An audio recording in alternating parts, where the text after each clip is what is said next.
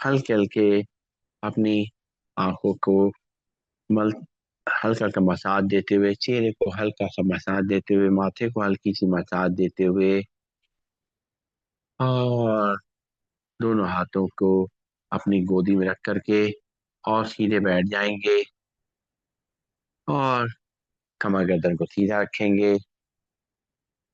करना है मेडिटेशन का अभ्यास। आज के अभ्यास में हम लोग अपने भाग्य को लेकर के मेडिटेशन करेंगे। सीधे बैठे हुए हैं, हमारी बॉडी पूरी तरह रिलैक्स है, सारी थकान निकल चुकी है। अब हमारे शरीर में स्थिरता आ गई है, हमारा कंसंट्रेशन बढ़ गया है।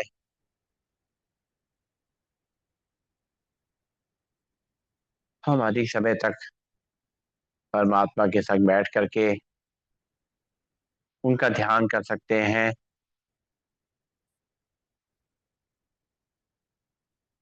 चारों तरफ से हमारा ध्यान हटता जा रहा है और परमात्मा के सामने बैठ करके उनके ध्यान में हम अपने समय को देख रहे हैं।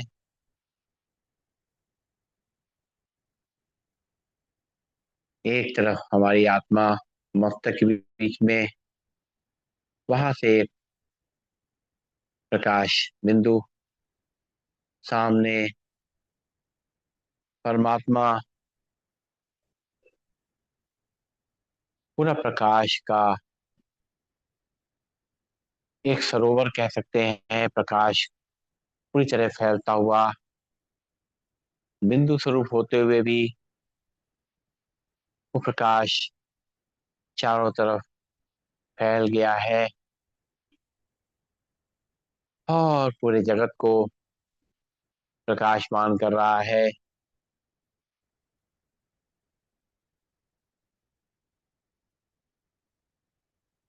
उसकी ऊर्जा से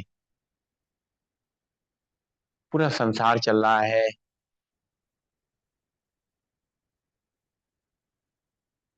हमें निरंतर उनका ध्यान रखना है, उनके ध्यान में रहना है।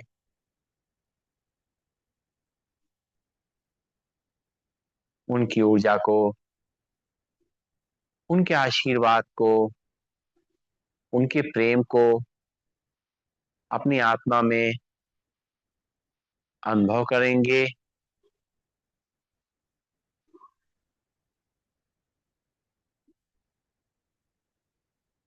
परमात्मा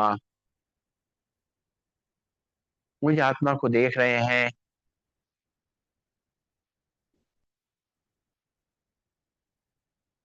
मैं आत्मा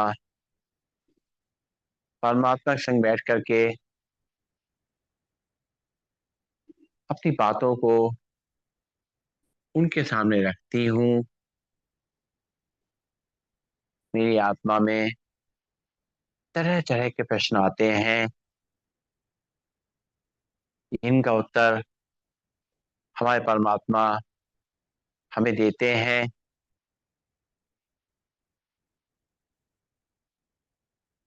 हम परमात्मा से बात करते हुए पूछ रहे हैं कि मेरा भाग्य क्या है, और अगर सब कुछ मेरे भाग्य के अनुसार हो रहा है, जो होना है वो होगा, तो फिर मुझे क्यों कोई काम करना है, क्यों कोई कर्म करना है, क्यों कोई कोशिश करनी है। परमात्मा हमारे भोलेपन को देख करके मुस्कुरा रहे हैं और कह रहे हैं कि जो अभी तक तुम्हारा भाग्य है वो तुमने पहले लिखा है, और उसी का तुम्हें आज फल मिल रहा है। तुम्हें मैंने शक्ति दी है, ऊर्जा दी है, पूरा शरीर दिया है। इसके द्वारा अपने भाग्य का आगे भी निर्माण करते रहो। जितना तुम कर्म करते रहोगे, अच्छे कर्म करते रहोगे, तुम्हारा भाग्य बेहतर हो जाएगा। ये भाग्य कोई स्थायी पूंजी नहीं है, ये एक बचत खाते की तरह से है, जिसमें लेन देन लगातार चलता रहता है। अगर स्थायी पूंजी समझ के इसको खर्च करते रहेंगे तो कुछ दिन बाद हमारे भाग्य में जो अच्छी अच्छी हमें पुण्य कार्य हैं, जो हमें उसका फायदा मिलना है, वो खत्म हो जाएंगे, क्योंकि हमने नया कुछ जोड़ा नहीं है। इसलिए इसका ध्यान रखना है। जैसे कोई पिता से संपत्ति मिलती है तो हम उसको केवल खर्च करते रहें और आगे अपनी कोई मेहनत ना करें, तो वो सारी संपत्ति खत्म हो जाती है एक दिन। इसलिए हमें अपनी संपत्ति अपने कर्मों द्वारा अपने भाग्य का निर्माण करते रहना है। भाग्य कोई पत्थर की लकीर नहीं है, बल्कि एक मुलायम गीली मिट्टी के तरीके से है, जिसको हम अपने हिसाब से, अपनी भावनाओं से, अपने संकल्पों से, अपने कर्मों से, अपने हिसाब से बदलते रहते हैं, बदल सकते हैं। कभी कभी ऐसा लगता है कि हम सब कुछ अच्छा कर रहे हैं, पूरी कोशिश करते हैं, पूरा ध्यान लगाते हैं, लेकिन उतनी ही कोशिश करने पे दूसरे को तो सफलता मिल जाती है, पर मुझे सफलता नहीं मिलती। परमात्मा कहते हैं क्योंकि जो जमा था उसी हिसाब से हमें मिल रहा है।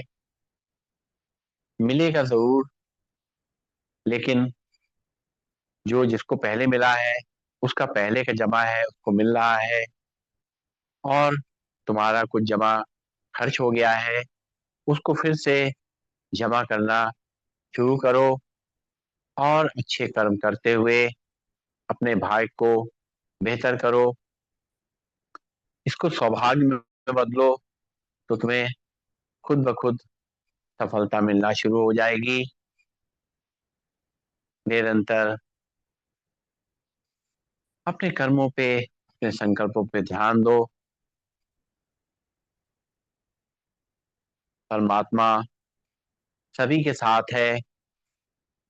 जैसे एक बच्चा जब पैदल चलना सीखता है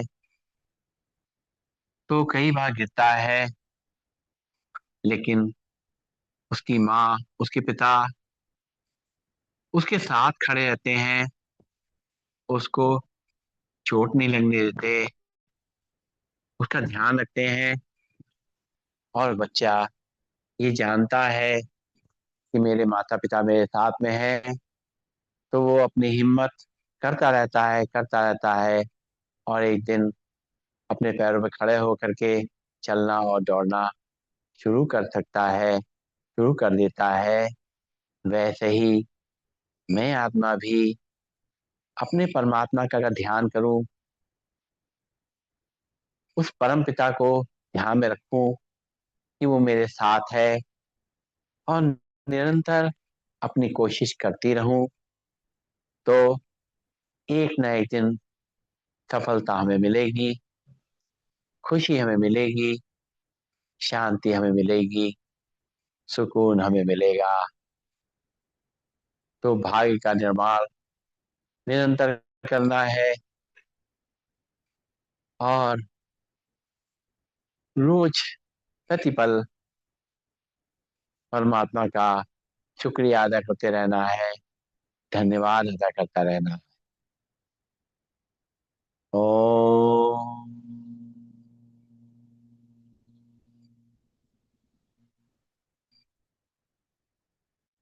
सर्वे भवन्तु सुखिनः, सर्वे सन्तु निरामया, सर्वे भद्राणि पश्यन्तु, मा कश्चित् दुःखभाग् भवेत्। ओम शांति, शांति, शांति। सभी को नमन, सभी को वंदन, सबका दिन शुभ हो।